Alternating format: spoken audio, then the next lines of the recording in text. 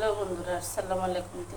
আবার নিয়েছিলাম আলু বেগুন দিয়ে শুটকি মাছ চড়ছে। এতে দেখতে পাচ্ছেন সবগুলো আমরা গোছ করে নিয়েছি। আপনাদের দেখিয়ে দিচ্ছি কি কি সব কিছু আমরা গোছ করে নিয়েছি। এখন আমরা গ্যাসটা অন করে দিব। দেখতে পাচ্ছেন কড়াইতে গরম হয়ে গেছে। এখন কাঁচামরিচের পেস্টটা দিয়ে দিব আর দিয়ে দেব তেল।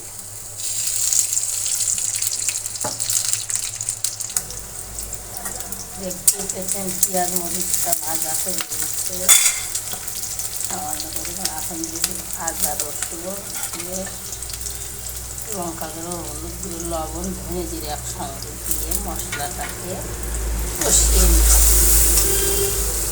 ঠিক আছে, আমাদের মশলাটা খারাপ কষানো হয়ে গেছে। এখন দিয়ে দিলাম শুটকি দিয়ে কষিয়ে ভালোভাবে।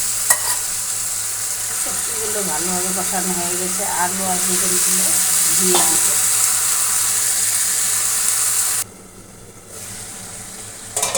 দেখতে পাচ্ছেন আমাদের সবজিটা কত সুন্দর কষানো হয়ে গেছে। এখন এর মধ্যে আমরা সামান্য পরিমাণ পানি দিয়ে দেব।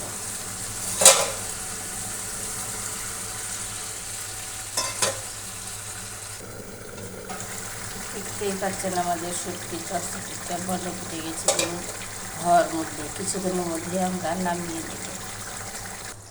দেখতেই পাচ্ছেন আমাদের শুটকি চচ্চড়িটা হয়ে গেছে। কত সুন্দর দেখে কেমন হয় কমেন্টে জানাবেন এবং সবসময় আমার পেজের সঙ্গে আপনারা থাকবেন।